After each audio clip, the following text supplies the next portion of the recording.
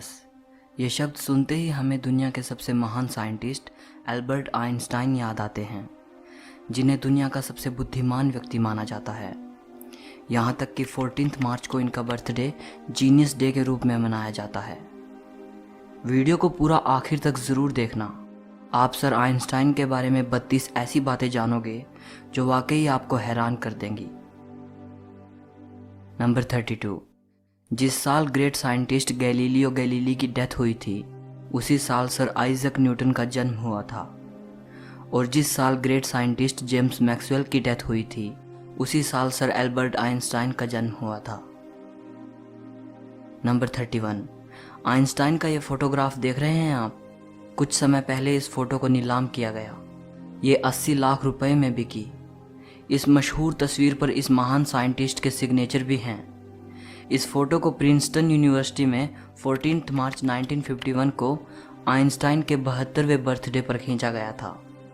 Photographer Einstein को मुस्कुराने के लिए कह रहा था, लेकिन सर आइंस्टाइन उस दिन कई फोटोग्राफर्स के लिए ऐसा कर चुके थे, इसलिए हंसने की बजाय उन्होंने जीभ बाहर निकाल दी। नंबर 30। आइंस्टाइन ने अपनी अंतिम सांस लेते वक्त कुछ शब्द कहे थे जो कि जर्मन भाषा में थे। अनफॉर्चुनेटली जो व्यक्ति उस समय उनके साथ मौजूद था वो जर्मन भाषा नहीं जानता था। इसी कारण उनके अंतिम शब्द हमेशा के लिए राज बनकर दफन हो गए। नंबर 29। आइंस्टाइन के पास बहुत युवा आया करते थे। वो आइंस्टाइन से उनकी सक्सेस का राज पूछते थे। एक बार एक युवा उनके पास आया और कहने लगा, सर आज सारी दुनिया में आपका नाम है, लोग आपकी तारीफ करते नहीं थकते। प्लीज़ मुझे बताइए कि महान बनने का मूल मंत्र क्या है। जानते हो दोस्तों आइंस्टाइन ने क्या कहा? सिर्फ एक शब्द, लगन।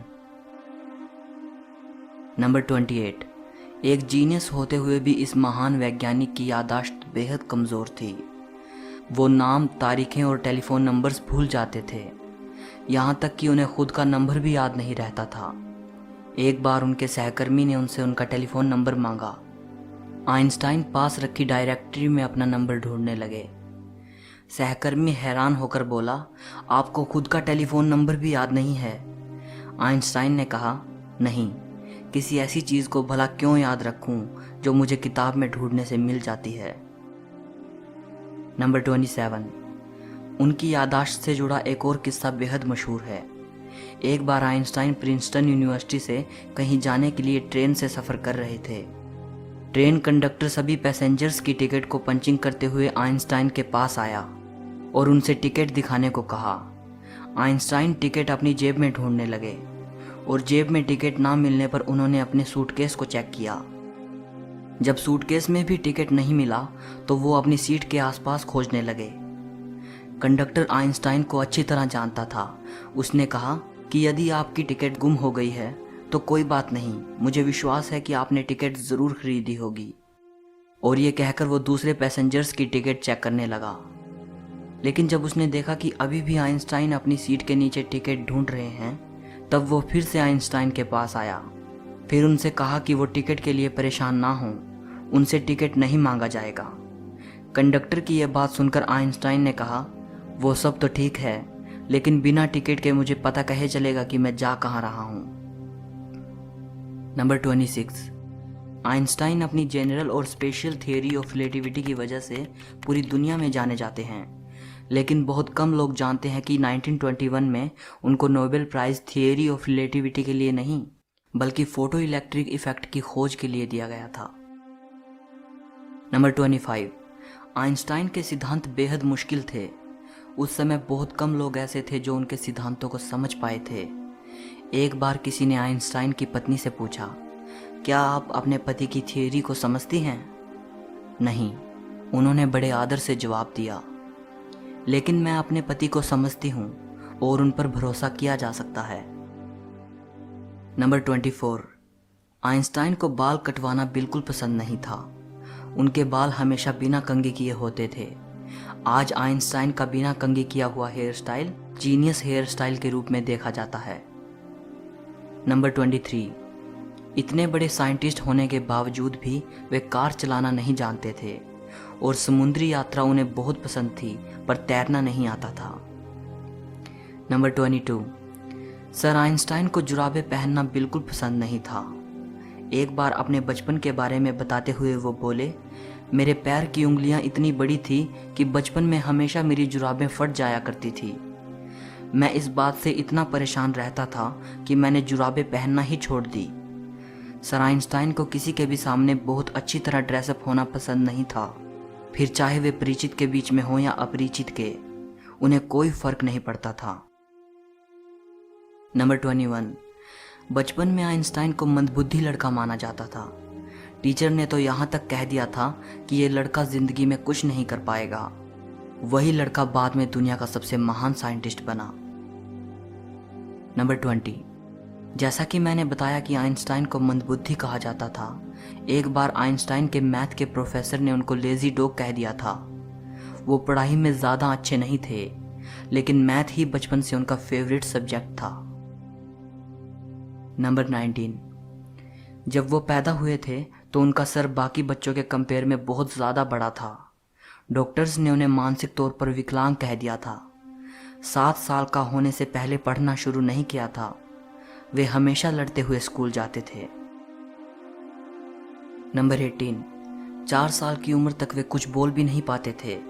एक बार अपने पेरेंट्स के साथ खाना खाते हुए अचानक वे पहली बार बोले, सूप कितना गर्म है।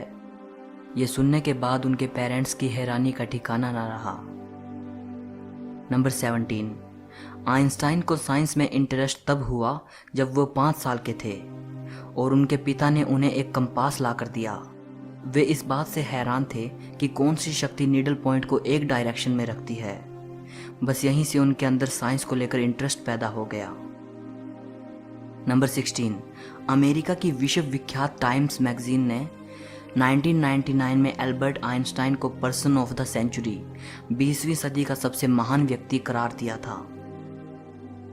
नंबर 15, साल 1952 में आइंस्टाइन को इजराइल का राष्ट्रपति बनने का ऑफर आया, लेकिन उन्होंने ये कहकर ऑफर के लिए मना कर दिया कि वे पॉलिटिक्स के लिए नहीं बने बल्कि साइंस के लिए बने हैं।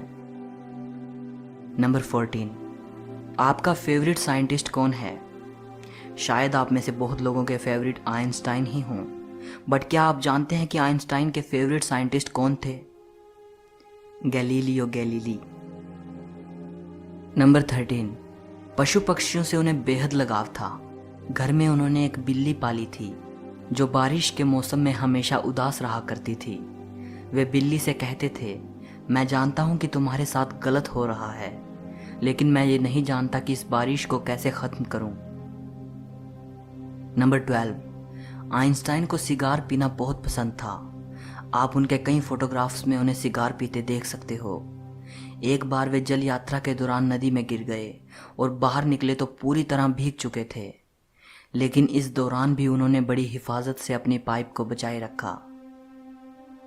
नंबर 11, आइंस्टाइन ने परमाणु बम का आविष्कार नहीं किया, लेकिन उसे बनाने में उन्हीं के दिए सूत्रों का अहम रोल था। बाद में उन्हें इस बात का बहुत अफसोस हुआ कि उनके दिए सूत्र पूरी मानवता को खत्म कर सकते हैं। नंबर 10, आइंस्टाइन युद्ध को बेहद खतरनाक मानते थे।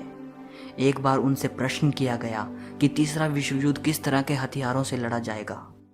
इस बारे में उनका जवाब था, यह तो नहीं कहा जा सकता, मगर इतना ज़रूर कह सकता हूं कि चौथा विश्व युद्ध पत्थरों से लड़ा जाएगा, क्योंकि तीसरे विश्व युद्ध से ये उन्नत सभ्यता नष्ट हो जाएगी और मानव फिर से स्टोन एज में चला जाएगा। नंबर 9, जब लोग आइंस्टाइन से उनकी प्रयोगशाला के बारे में पूछते थे तो वे अपने सर की ओर इशारा करके मुस्कुरा देते थे।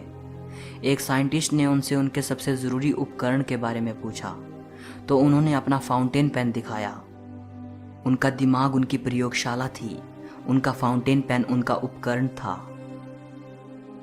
नंबर 8, पूरे फोकस के साथ काम करने के लिए वो अपने आराम में कोई कसर नहीं छोड़ते थे, इसलिए पूरे 10 घंटे की नींद लिया करते थे ताकि अच्छे से अपना काम कर पाएं। नंबर 7, एल्बर्ट आइंस्टाइन अपने ऑटोग्राफ के लिए $5 लेते थे और स्पीच के लिए $1000 लेते थे और बाद में ये सब चैरिटी में दे देते थे। Number 6, California institute of technology ने एल्बर्ट आइंस्टाइन को एक सेरेमनी में इनवाइट किया था। आइंस्टाइन अपनी वाइफ के साथ वहां गए। उन्होंने वहां माउंट विल्सन पर मौजूद अंतरिक्ष वेधशाला भी देखी। उस वेधशाला में उस समय तक बनी दुनिया की सबसे बड़ी अंतरिक्ष दूरबीन रखी थी। इतनी बड़ी दूरबीन को देखकर आइंस्टाइन की पत्नी ने वेधशाला के इंचार्ज से पूछा, इतनी बड़ी दूरबीन से आप क्या देखते हैं? इंचार्ज को लगा कि मिसेज आइंस्टाइन को एस्ट्रोनॉमी का ज्ञान कुछ कम है। उसने बड़े रौब से जवाब दिया, इससे हम ब्रह्मांड के रहस्यों का पता लगाते हैं।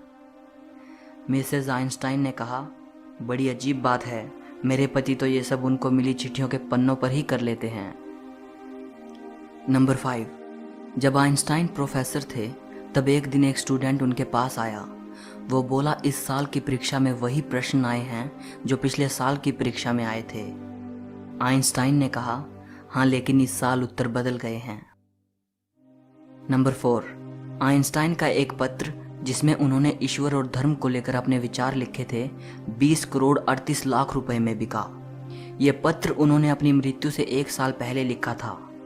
2 पन्नों का यह पत्र 3 जनवरी 1954 को जर्मनी के दार्शनिक एरिक गटकाइंड को लिखा गया था, जिन्होंने आइंस्टाइन को अपनी नई book choose life the biblical call to revolt पढ़ने के लिए भेजी थी।